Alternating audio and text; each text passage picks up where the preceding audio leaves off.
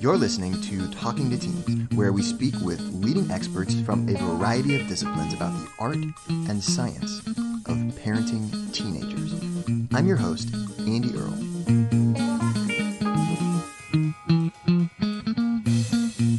We're here today with Jeremy Bhandari, the author of Trust the Grind: How World-Class Athletes Got to the Top.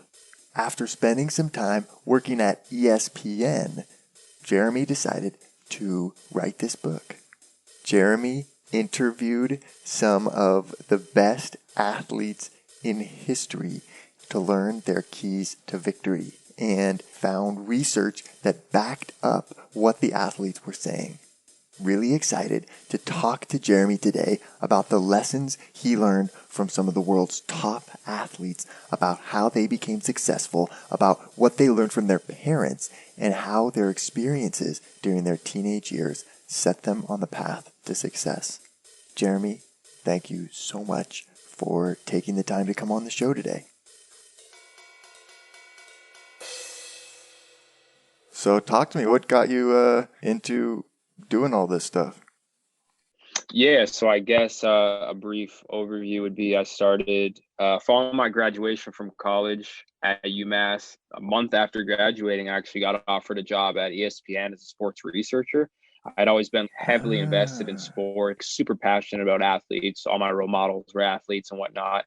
So I started working there. And as you know, ESPN is heavily centered around numbers and stats and data crunching and how do we tell a tale using numbers and analytics to show that this player is better than this player, this team's better than this team, and so on. And I Right. was like, man, that's beautiful, right? It's cool. It's why we love sports, the numbers, the greatness, the history of it. But I realized, there's so much more to sports athletes, and there's so much more to these men and women's stories that we can be Hmm. using as a teaching point. Something instilled in me was always like, I want to be of service. I want to inspire. I want to teach people like maybe lessons that I wish I had when I was young. So I just really started thinking back and was like, hey, what would Jeremy have wanted when he was like 10, 11, 12 years old that would have Huh. kind of pushed him in the right direction? Or what would he have wanted to hear from some of the athletes that he grew up watching and grew up idolizing and grew up pretending to be on the court? From there, man, I just kind of took that ideology and just sparked the whole project.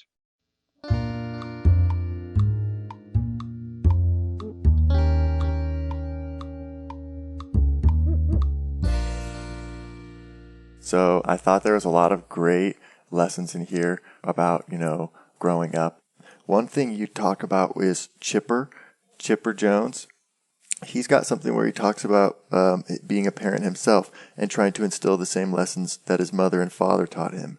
And he thinks the most important thing is for them to know that he supports them in whatever they do, as long as they commit to it and show me that they're going to work hard at whatever it might be.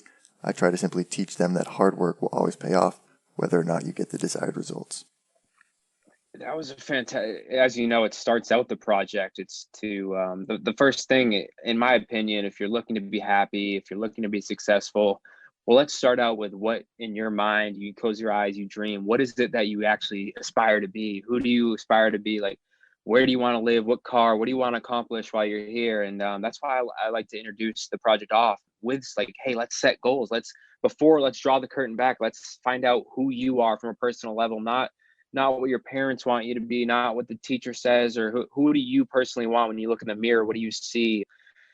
So I thought that was so cool to have a legendary Hall of Fame baseball player like Chipper Jones to talk about goals, Yep. and it was just so interesting to kind of get his viewpoint on it because we reference an interview that he did when he was like 24 years old, and he said he was asked by the reporter, what are your upcoming goals for the season? And he said these crazy numbers that like it's hard to even imagine doing it. Only one person in Braves history had ever accomplished, and then 2 years later he accomplishes what he said. So the whole idea is like set goals as high as humanly possible. You just never know.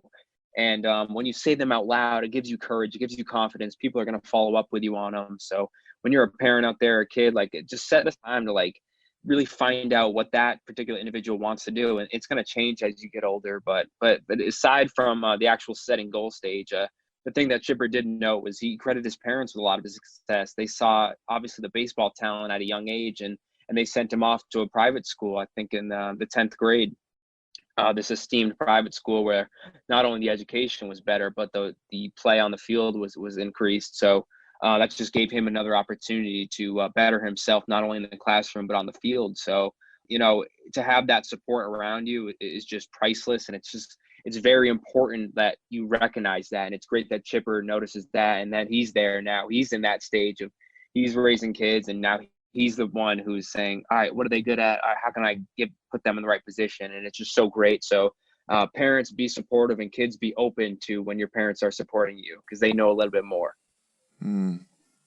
It seemed like a theme in a lot of these stories that I thought was really cool, that there was an adult that was really supportive of the kid. And it wasn't always the parent necessarily, but there, a lot of times there's someone there. And I think that's, important, powerful.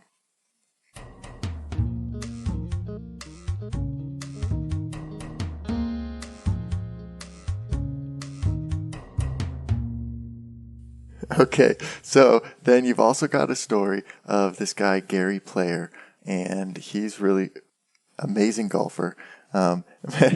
You have a story about when he's 17 years old, and instead of going to college, he wants to just travel around and play golf.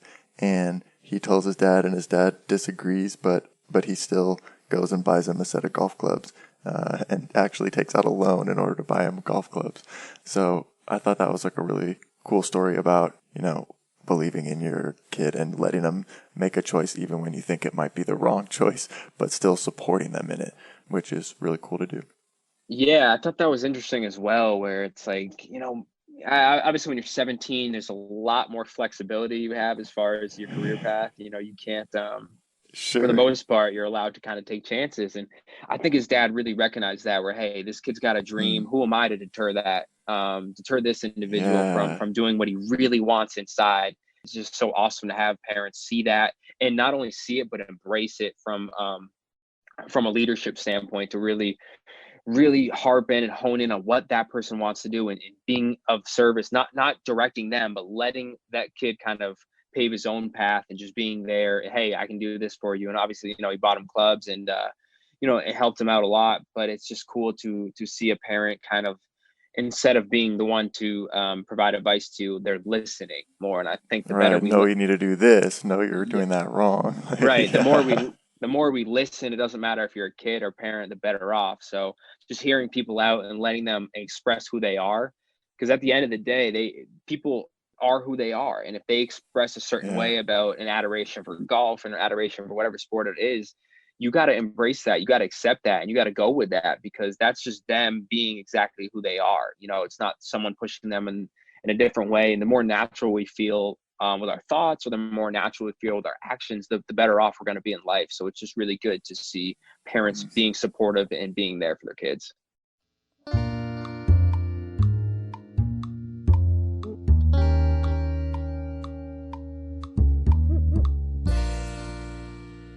Okay, Gary Player also said a person's most valuable assets are their health and time. Regular exercise and a proper diet ensure better health and likely more quality time on this earth. Yeah, I thought that was a great point. And just how, part of being a good parent or being there for your family is also, taking care of your own health at a really high level, because that just allows you to be so much more and provide so much more value. So yeah, I mean, I think it doesn't matter if you're an athlete, whatever profession you end up doing. It's like, if you don't have your mind right and your body right, so you're not going to be effective. You're not going to be efficient in whatever you do. So that's why it's got to be the first thing on your mind is like the foods you're eating, even the content you're absorbing, or people you're around. Just, you got to make sure your mind is strong and your body is strong. You don't gotta, Gary Player, he's still working out like crazy in his 80s. I'm not saying you gotta work out. You don't gotta work out every day if that's not your thing. But if you're not a gym rat, maybe go for walks, maybe, jump rope a little bit, whatever it takes, and whatever you can fit into your personal schedule. But just know that it's the most important thing is your physical and mental health over everything, no matter what goes on in your reality. If you take care of those two things, you're going to be in a great position for success.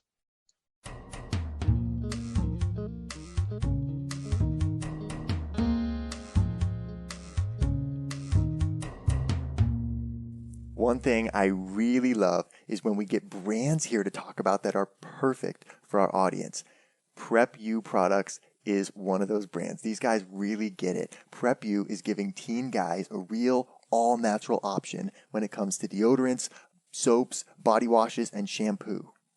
The other thing that I really love about Prep U is that their products are all natural, which means there's no chemicals and they're perfectly safe. Head over to prepuproducts.com to check out their assortment of better for you personal care products for guys. That's prep, the letter U, products.com, and use Teen Talk at checkout for 30% off your first order. Again, check out Prep U Products for the best in all-natural personal care for teen guys.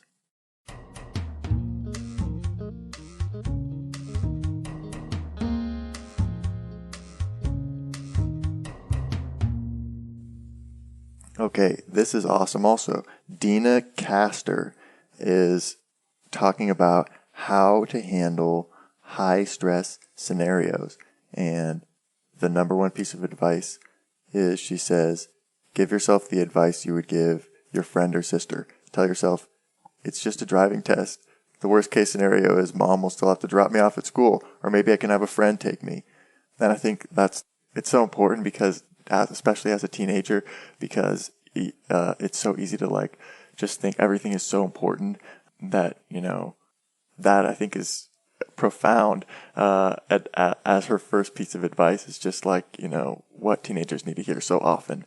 Take a deep breath. It's going to be okay. You got this.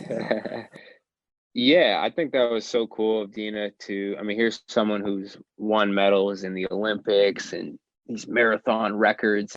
And then now she's talking about just, hey, simplify stuff. Mm-hmm. In our minds, we make it so much bigger than it actually is. If we have a problem in our minds, it's majority of the time 10 times worse than the actual reality. And especially at the teenage level, it's like if something happens in school, or if something like a driving test, or you fail your permit and you freak out, or you struggle in school at a particular class, or maybe you're not fitting in with the right friends you want to, or you're not getting invited to the weekend parties. Like, that happens all the time at that age. And let's just take back and realize, is it really that big of a deal? And I really like what she says. It's just kind of breaking it down to its simplest form. It's like, hey, before you overreact, before you get invested emotionally in something, just peel back the curtain and just take a look, real hard, raw look at the situation at hand, and find out, is it really worth stressing over? Is it really worth crying over? Can I fix it? Is there something I can do? How do I just grow? And it just, life's a lot simpler, especially when it comes to times where we get upset or over emotional and just often just overreactive towards stuff we really don't need to be putting energy towards. But it's hard sometimes. That's what makes people human. People, there's ups, there's downs, there's good, there's bad, there's love, there's hate. So just understanding, like you even saying it's hard sometimes, you understand that it's going to be difficult at times. So just knowing that, hey, when I'm in a situation that I'm not getting the results, I understand what's happening. I'm not going to I understand that this is part of the game, so to say. It's like, you got to understand that it's not always, going to be free swinging and whatnot, but just embracing even the down, embracing the times, because hey, I know if this is happening to me today, tomorrow can be even better. And it's only up from here mentality, so to say. So it's just understanding when you're in those circumstances where you feel down, you feel lost, you feel angry, upset, irritated, just to know, like, hey, tomorrow I'm just one hit away from making everything better.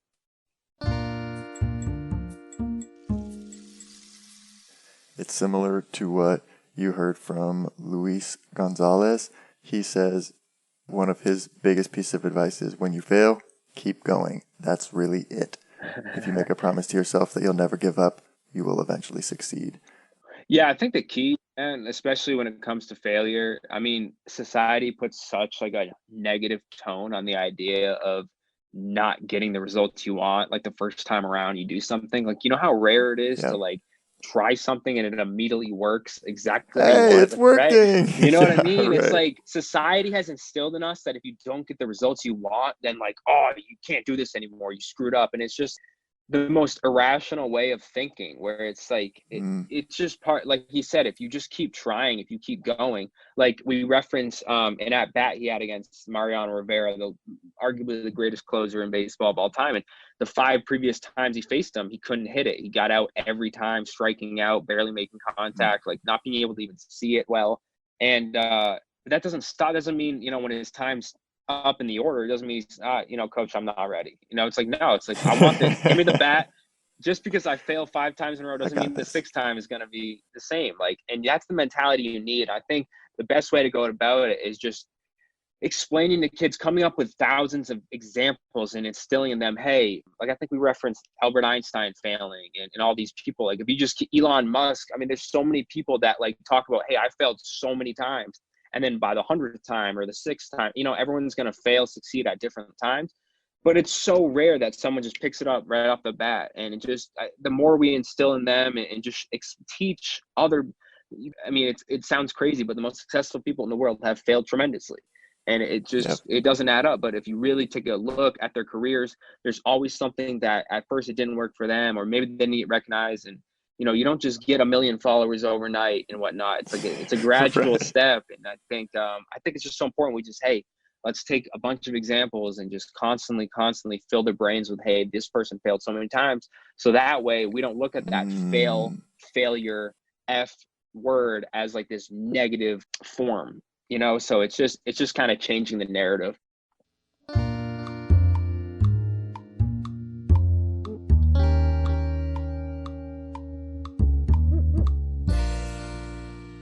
So there's also someone you talk about, Ryan Sheckler. He specifically talks about the support from his family as being really, really important, getting him through some really difficult times and instilling this really strong work ethic in him. But he thinks having just a close circle of people with his family and some really lifelong friends and having them around him has been really instrumental in his success. So I wonder, like, if you have any impression of why that was, or how we can be more like that as well.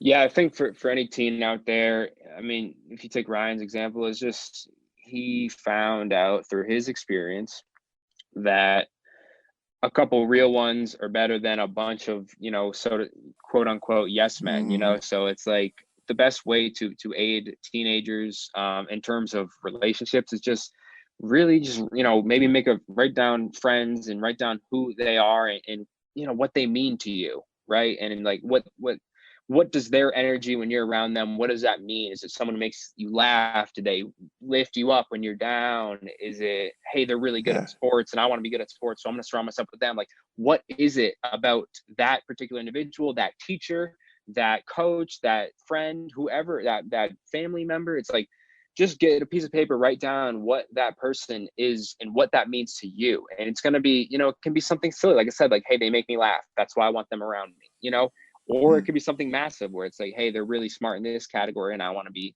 smart in this department as well. So that's why I'm going to hang around them, study after school with them, whatnot. But that's what it comes down to is, hey, just sit down, identify what that person means to you. And if you can't come up with a really clear, positive message, then maybe that person is detrimental to you. I don't mm, know. Only you know that. Only that individual knows what that person brings to the table.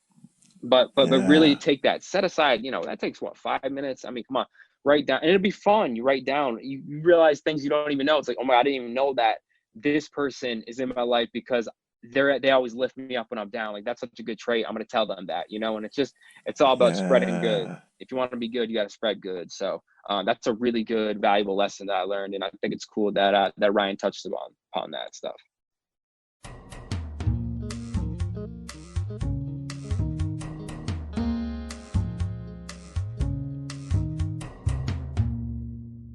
You've got someone named Andrew Jones, and he has this crazy confidence in himself. Um, and he says it's because his dad was always challenging him. He says growing up he challenged me in a bunch of stuff, that kind of built my confidence. He'd ask, how many push-ups can you do in a row? How high you can jump? How deep can you dive into the ocean? Yeah. And I thought that was like a really cool example of kind of pushing your kids and challenging them, and, you know, how they step up to that. And that can really, well, be motivating, you know. There's something just innately competitive in humans that when someone puts a challenge in front of us, you know, we just want to do it. And so I thought that was like really, really cool and smart of that his dad did that. Yeah, I totally agree, man. And I think that's why I was happy to kind of center the project around sports, because like there's just something about competition that brings the best out of humans in any form.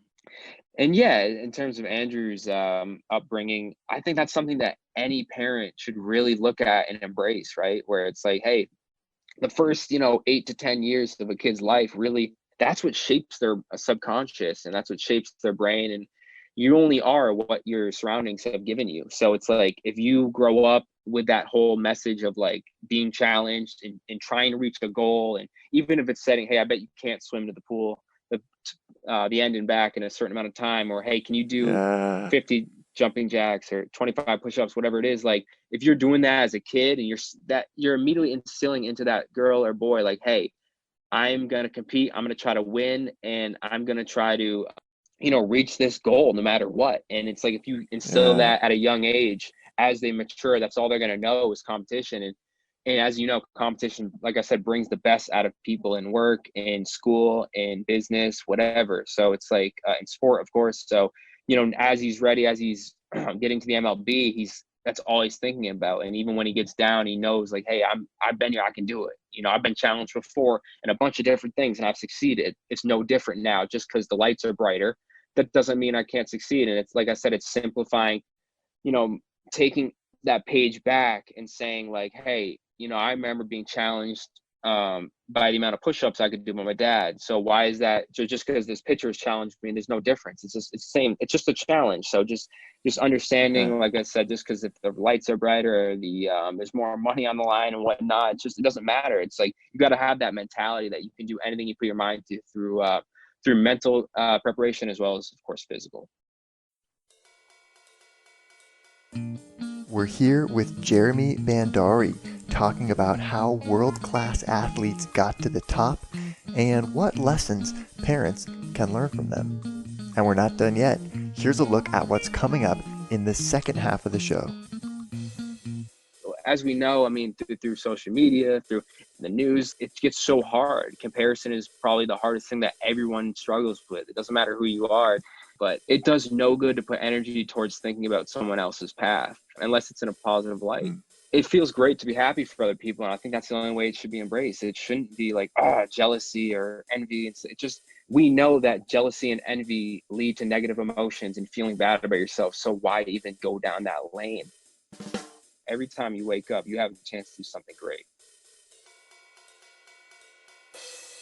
It's crazy when you really look at the statistics and the research they've done. There's something magical, there's something powerful when you actually script it. I'm not talking about going on your Mac or going on your iPhone. It's like, no, get a piece of paper out, script it. It really comes to life. Just write it down. You got to remember it more, and you constantly read it, and it really gives it life. I don't know, it's hard to really explain the powers of it, but when you see the research done, when you see the reference of the athletes talking about it, and write stuff down and say it out loud, have the valor, have the confidence to say your goals out loud. Because if you tell the person next to you, if you tell your mom, they're going to follow up. And when people follow up, you don't want to let them down. And all of a sudden, now you're working harder because you told mom you're going to get the A in science class. So now you're staying after because, I can't let mom down. I told her this. I wrote it down. I said I was going to do it. And now I'm putting in more work. So it's like, inherently, like, the more we say things aloud, the more people we tell, it's going to make us work harder. So, I think that's the biggest thing. It's just taking that piece of paper and finding out exactly who you are. And that's something any kid can do, no matter if you're an athlete or what. Want to hear the full interview? Sign up for a subscription today. You get unlimited access to all the interviews I've conducted. It's completely affordable, and your subscription helps support the work we do here at Talking to Teens. Thanks for listening. I'll see you next time.